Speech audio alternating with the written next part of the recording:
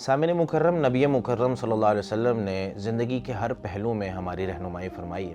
ایک مرتبہ نبی مکرم صلی اللہ علیہ وسلم سے پوچھا گیا، مستدرک حاکم کے اندر روایت موجود ہے، ای النساء خیر، عورتوں میں، خواتین میں کون سی خواتین بہترین ہیں؟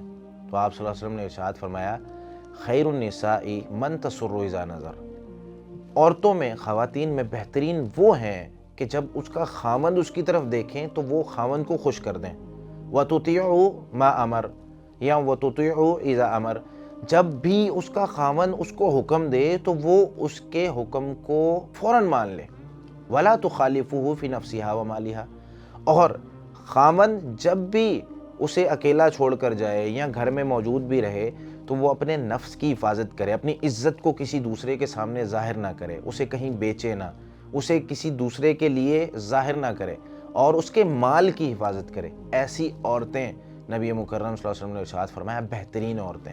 خاوند جب بھی دیکھے تو خاوند کو خوش کر دیں، مطلب تیار ہو کر رہتی ہیں، اور اپنے ہر وقت جو ہے وہ اس طرح کے الفاظ استعمال کرنا جس سے خاوند جو ہے پریشان ہو، اس طرح نہیں کرتی، اور جب بھی خاوند کوئی حکم دیتا ہے، غلطی چاہے ان کی ہو، وہ مان لیتی ہیں۔ یہاں ایک فضیلت والا ایک عمل بتایا جا رہا ہے، غلطی بے شک خواتین کی، لیکن مان لیں اپنے خاوند کی بات، کیونکہ ہمیں بہترین عورتیں بننا ہے۔